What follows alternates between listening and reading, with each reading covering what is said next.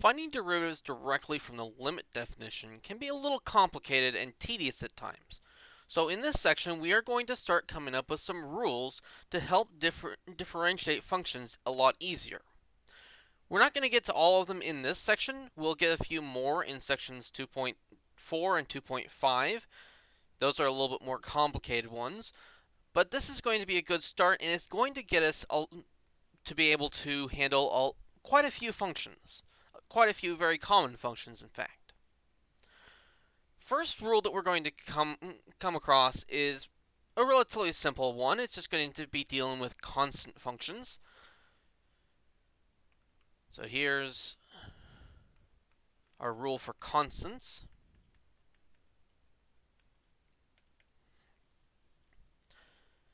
And you want to keep these in mind. These are in boxes in the section if you're reading the book, which you should be doing. But I'm going to put them all in here, and I'm going to go ahead and box them as we go. But the rule here is if we have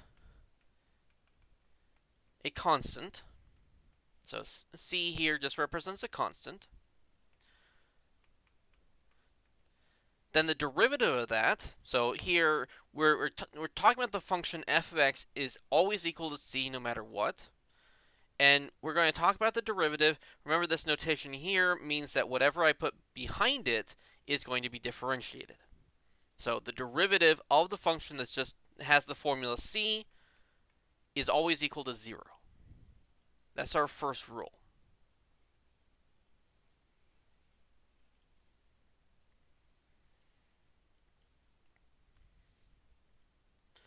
We can even prove this rule. In fact, we're going to prove most of the rules in this section. But the idea here is that we have some function f of x that's always equal to c for every single x. We want to differentiate this function. So when we say that derivative of c, we're really talking about the derivative of this function. Remember from our limit definition, we're taking the limit as delta x goes to 0 of f of x plus delta x minus f of x, all divided by delta x. But f of x plus delta x and f of x are both equal to c. They're both c, regardless of what delta x actually is. And so c minus c is equals 0, and that's before we're taking delta x going to 0. So that this part on top is always 0, whereas the bottom is just going to 0. And so the 0 on top is just going to win out. We just have 0 here all the time, and the limit of zeros is 0. Now, this rule here isn't too surprising. Recall that a constant function, something like f of x equals c, just represents a horizontal line. This is just the horizontal line that hits the y-axis at c. And so, in a way, what this rule is saying, because remember, derivatives are slopes, that's what the whole idea behind the derivative, what this is saying is that the slope of a horizontal line is always 0. That's all this rule really says, but rephrased in terms of derivatives.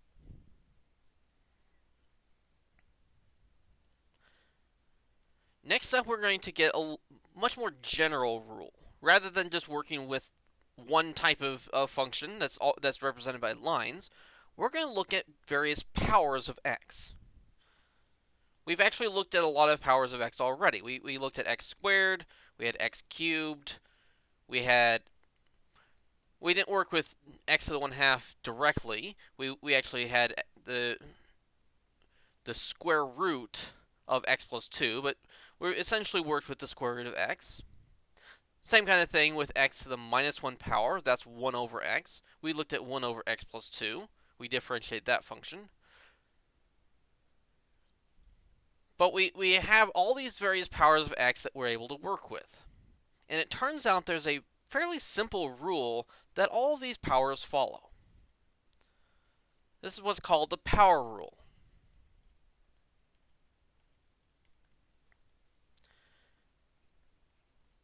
if n is any real number,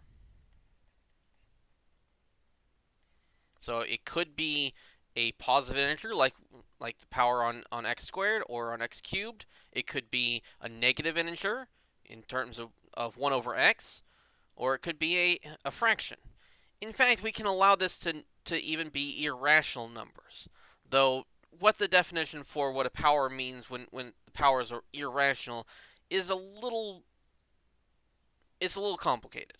We'll get into that a little bit when we get into exponential functions.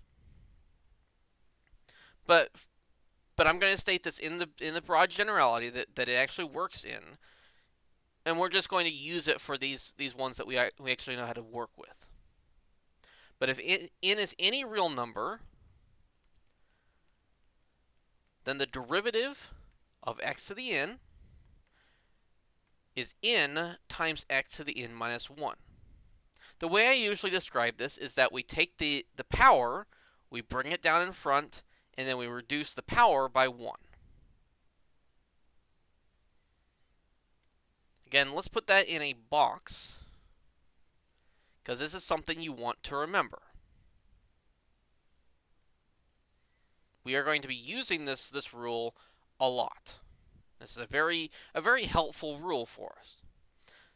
But what this is saying is that, well, if we start with x squared, for instance, we take this 2, we bring it down in front, and then we reduce the power, this 2, by 1. So 2 minus 1 is 1. Though actually remember here that x to the first power is just x. So the derivative of x squared is 2x. And that's something we've actually seen already. We talked about that as one of our first examples of derivatives, of finding derivatives. Similarly, we had for x cubed, we bring down that 3, that's now the coefficient, and 3 minus 1 is now just 2. And this is another thing that we've seen already before. This rule even works for some powers we might not even think about. So we can look at x to the first power, or really that's just x. The derivative of x itself, which is just x to the first power, I bring down that 1, and then I reduce the 1 to a 0. Well, x to the 0th power is equal to 1. So really, this is just 1. And that shouldn't be too surprising either. Remember, the function y equals x is just a line. It should go through the origin. I kind of missed there. There we go. It's this line here. This line that actually is at a 45-degree angle to both of our axes. And that line has a slope of 1. We have the same difference in y's as we have difference in x's, and so when we divide them, we get a 1. And that's what this statement is saying here. The derivative of this function is equal to 1. The slope of this line is equal to 1.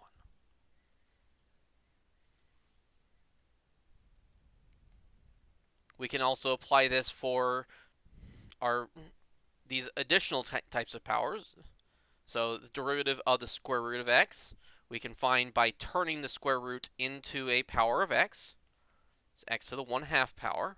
If you are not super familiar with these kind of things, with different powers of x representing square roots or fractions or stuff like that, I urge you to review that kind of stuff. You did talk about that in algebra, but it might not have sunk in. But it becomes incredibly important here because all these different kinds of functions are examples of powers, and we have a rule for powers that is very general.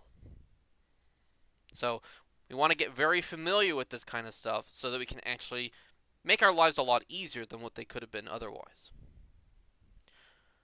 But when we take the derivative of x to the 1/2, we just take this 1/2 as our new coefficient, and now our new power is going to be 1/2 minus 1. Well, 1/2 minus 1 is actually negative 1/2. Like that, kind of made that a little weird looking. Just a negative there. We can actually rephrase this back in terms of square roots if we want to. Remember the negative here, just like it was x to the negative 1 was 1 over x, the negative here just puts x to the 1/2 on the bottom. So we have 1 over 2 times, you could say x to the 1/2. I'm going to kind of run into my picture over here, but oh well. And then x to the 1/2, well, we already saw that the square root of x is x to the 1/2. So this is 1 over 2 square root x. And while we didn't do this exact problem last class, this result here is actually very similar to what we got for the square root of x plus 2. In fact, it's exactly the same thing if we replace this x with an x plus 2. We'll see exactly why those two problems give us very similar answers when we get to section 2.5. But I don't want to get into that right now. Finally, let's go ahead and do it for x to the negative 1, or really we're differentiating 1 over x. So the derivative of 1 over x is the derivative of x to the negative 1, but that means we just take this negative 1 as our new coefficient, so negative x, our new power, we subtract 1 from negative 1. Unlike with, say, the squares and cubes and 1, the number's not really actually going to get smaller, it's going to get more negative. So x to the minus 1, so the negative 1 minus 1 is going to become a negative 2. And negative 2 as a power just means that we have x squared on the bottom. And again, this is actually similar to what we had when we differentiated 1 over x, I think it was 1 over x plus 2. But essentially, all these different situations, all these different powers, are taken care of by one simple rule. Just one pattern for how we actually deal with that number. In fact, I'm even going to go ahead and toss in a couple examples that I actually refused to do in the last video, in our third video of the last section. So here, if we look at the cube root of x, this is the same thing as x to the 1/3 power. We actually differentiated this function. We were looking at what happens at 0 and showing that it's not differentiable at 0. But it is differentiable everywhere else. And its derivative we can find by just bringing down that 1/3 and then subtracting 1 from the 1/3 as our new power. 1/3 minus 1, you're going to have to actually work that out, is a negative 2/3. Or you can also write that as 1 over 3 times the cube root of x squared. So the negative here means it's on the bottom. The 3 on the bottom of our exponent means it's a cube root, but then the 2 on the top means that we square it. But here we can actually see why 0 is kind of a problem spot. If we try to plug 0 into this derivative, now we actually have a 0 on the denominator, and things actually blow up. That's actually related to the fact that we have a vertical tangent line there. If we look at x to the 2/3 power, we saw that was another problem. This one actually had a cusp. It technically does have a vertical tangent line there, but for kind of a slightly different reason. It has a sharp corner at 0. But we differentiate exactly the same way. We bring down that power, that 2/3. We would subtract 1 from our power. 2/3 minus 1. Again, you're going to have to work that out. It's a negative 1/3. Or you could go ahead and write this as 2 over 3 times the cube root of x. Again, the negative means it's on the bottom, and the 1/3 means that we're working with the cube root. And again, we can't plug 0 into this formula, and so that shows you that even though we have continuous functions here, the derivatives kind of break at 0. It has to do with the fact that we end up getting a negative power here. Though that's a little hard to see before we have our power rule. All right, We're not really in a position to prove the power rule for all real numbers, but we can prove it at least for positive integers. If we remember a theorem from algebra, we have what we call the Binomial Theorem. And I'm not going to get into all the details of this.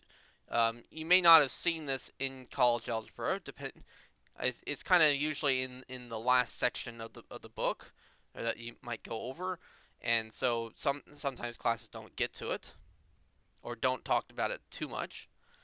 But it gives a rule for how you would expand out a plus b to a power. This works if we're taking a plus b squared or a plus b cubed. We actually use formulas from this binomial theorem in the last section. We expanded them by hand, though. And again, I'm not going to go into too much detail other than to say that the coefficients here come from what we call Pascal's triangle.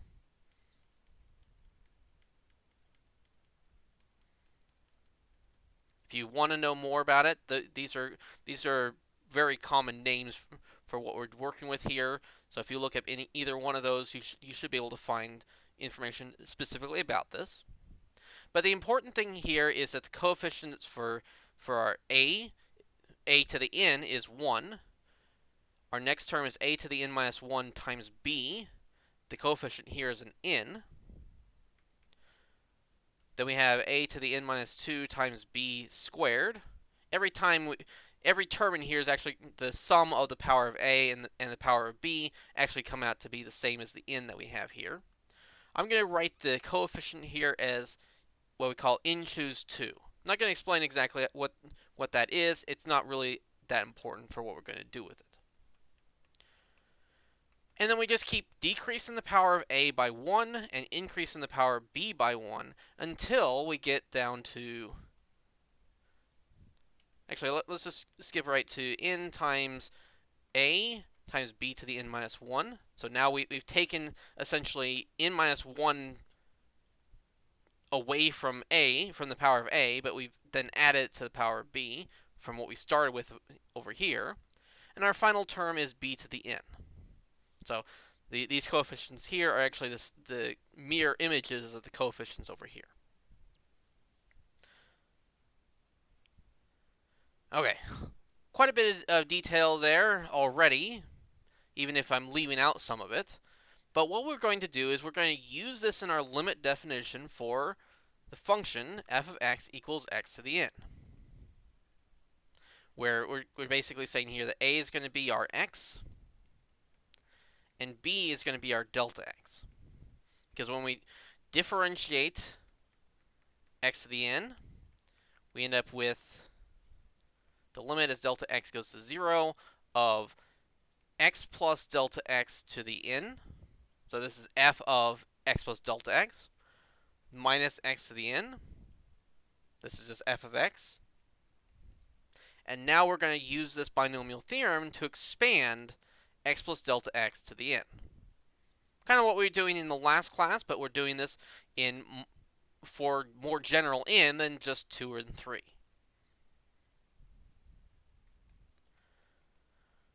All right. I'm going to have to write out a bunch of stuff, but I'm essentially just going to write out some of these terms, but with x instead of a and delta x instead of b. So we have x to the n. We have an n, x to the n minus 1 times delta x. We have another term, this n choose 2, x to the n minus 2 times delta x squared, and so on and so forth until we finally, I'm going to leave off that term, and I'm just going to write delta x to the n. That's this x plus delta x to the nth power.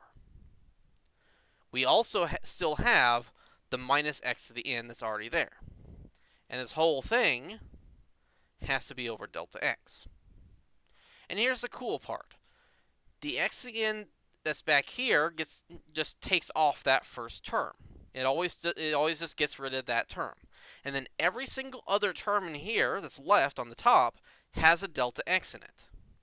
That means, and I'm not going to write this out again, but I'm basically going to cancel this delta x on the bottom with one delta x from every single term. So all the powers of delta x are going to go down by 1. And so what's going to be left here, we solve our limit as delta x goes to 0, but we're left with an n x to the n minus 1. We have another term, this n choose 2, x to the n minus 2, times the delta x that's left, because the power went from 2 to 1, and so on and so forth, until we get delta x to the n minus 1. And the important point here is now we have a polynomial in delta x, and every term except for this very first one has a delta x in it. So when we plug in 0 for delta x, the only term that's left over is this one, n times x to the n minus 1. And that is our formula that we had for our power rule, the n times x to the n minus 1. So I'm not going to ask you to memorize this proof. I just want to show you where these things kind of come from and why they exist. I want you to know the power rule, though. Make sure you know that formula, because we're going to be using it over and over and over again.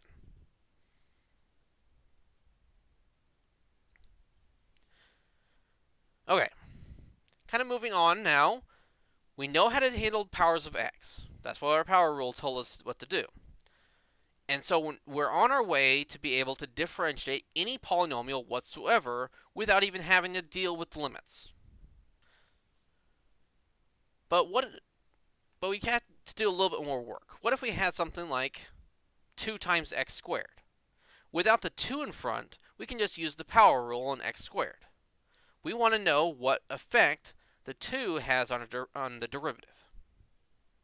Well, it turns out, in order to differentiate this thing, all we have to do is take the derivative of the x squared, the 2x. Remember, we bring down that 2, and our power now is a 1, so we have 2x. And we take that result and multiply it by the 2 that we have here. Or in other words, the derivative here is 4 times x. This is a very general rule. You can say it's the multiple rule. I think the book actually calls it the constant multiple rule. But the point here is if c is a constant and f is differentiable, I'm going to abbreviate that here. If f has a derivative and it's being multiplied by a constant, then the derivative of that multiple of f is the same thing as the multiple of the derivative of f. Essentially, we can pull out that constant, pull it outside. We can also write this as c times the derivative of f. These mean the same thing.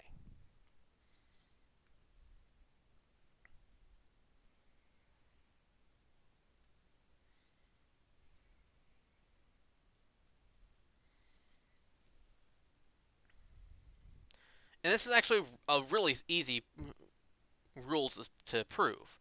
It's actually a lot easier than the power rule was. It's actually way easier than the power rule. So the idea here is that when we want to differentiate this thing, going back to our limit definition, we have the function at x plus delta x, but our function here is c times f, minus our function at just x, so it's c times f of x, over delta x. Now both of the terms on top are multiplied by c, and so we can factor the c out. In fact, we can factor that c completely out of the fraction.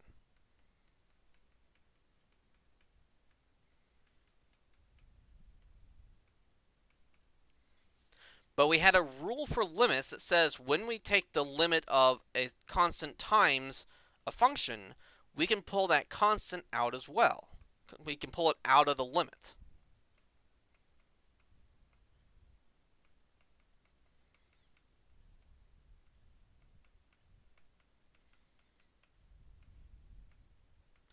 And now all we have to do is recognize that this limit of this fraction here, that is just the derivative of f without the constant being in it. So that we have a constant, that same constant c, times the derivative of f, whichever way we want to write it. So it's just a matter of every rule that we use to actually build up the derivative in terms of our limit definition allows those constants to just be constantly pulled out. And so the derivative allows them to be pulled out too.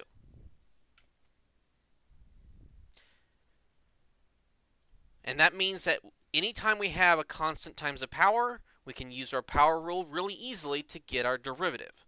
We just kind of ignore the coefficient at first and then multiply the result by that coefficient in the end.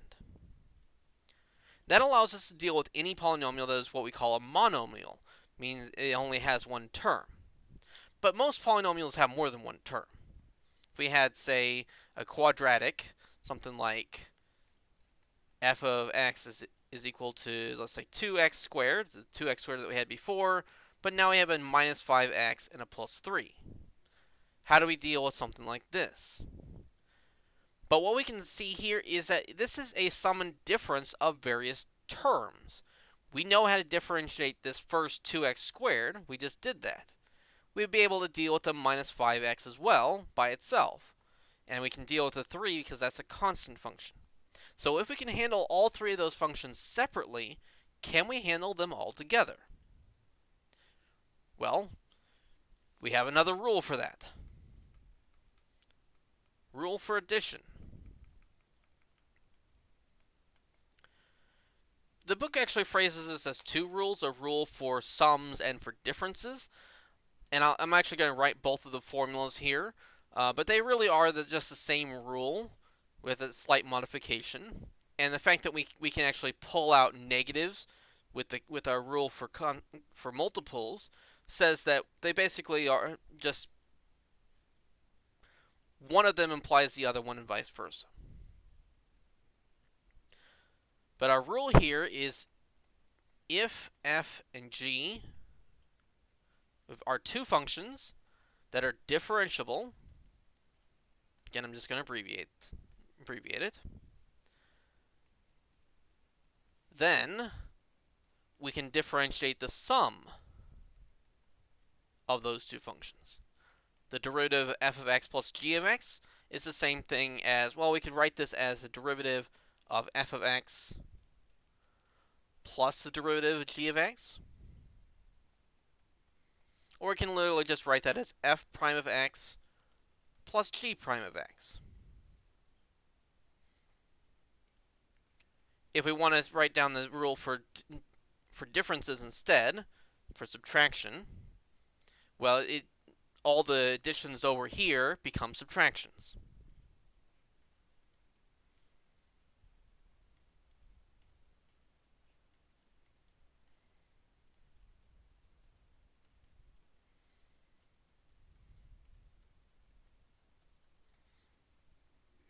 So what this is saying is that in order to take derivatives of sums and differences, all we need to do is take the derivative of each term separately and then add or subtract them together in the same way that they were before. So for instance, for here, for this f that we already had, we don't have to differentiate everything all at once. We can first just differentiate the 2x squared. Then we could, because we have a difference here, we could just subtract the derivative of 5x and then add the derivative of 3. We can basically split this up. And the fact that we have 3 terms instead of 2 terms like we have here is not a problem. We can split it up over as many terms as we want. These rules extend themselves in the way you might think they do. But we just deal with each of our derivatives separately, each term separately. Of course, when we actually want to do this, for the 2x squared, we can pull out that 2. For the 5x, we can pull out the 5. So really, we can write this as 2 times the derivative of x squared minus 5 times the derivative of x. And then we just have this constant.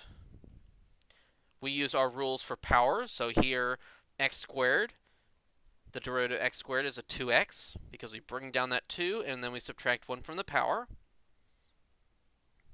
Derivative of x, remember that is just a 1. We bring down that power of 1. The new power is 0, which makes x to the 0th is 1. So you probably just want to memorize it for x squared and x, because those come up often enough. Just remember, x squared becomes 2x, x becomes 1.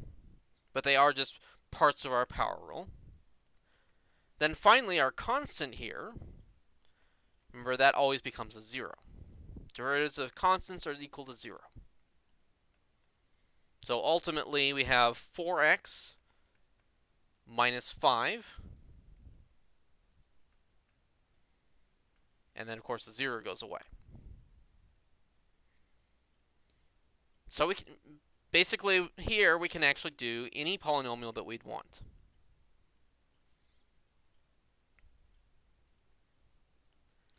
I'm going to go ahead and work out the proof of the sum. I'm not going to do the formula for the subtraction here. It's basically the same thing. It's exactly the same idea. And this proof isn't that bad either. I'm going to name a new function h, just so I can actually write out h easily. It's going to be f of x plus g of x. And we want to know what is the derivative of h. Well, our rule for derivative is that we take our function at x plus delta x minus our function at x over delta x, and then we let delta x go to 0. Of course, h is f plus g, so really what we have here is f of x plus delta x plus g of x plus delta x. That's just this h plus delta x. I'm going to put that in brackets for the moment. Now we're subtracting h of x, but h of x is f of x plus g of x. And here's why I'm putting in the brackets here, because I want to make sure that this minus sign it goes to both of those terms. We do have to distribute our negatives. I'm going to separate the terms that are on top here so that we have f's in one fraction and g's in another fraction. Because I want to somehow get to the derivatives of f and g. So I need to have those in their separate categories. So I'm first going to take this f of x plus delta x, and then I have a minus f of x that's in there as well. That's going to be on one fraction, so it's over delta x. Then I have my g of x plus delta x, and I have a minus g of x. That's also over delta x. But remember, a limit of a sum of two functions is really just the same thing as the limit of those two functions separately. So we have the limit of this first fraction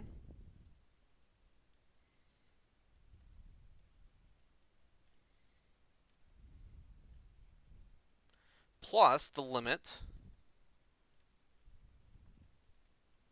of our second fraction.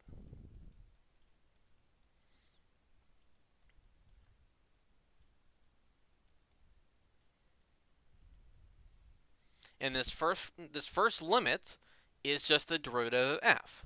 The second limit is just the derivative of g. So we have the derivative of f plus the derivative of g. And that's what we wanted to show. The derivative of a sum is just the sum of the derivatives. And that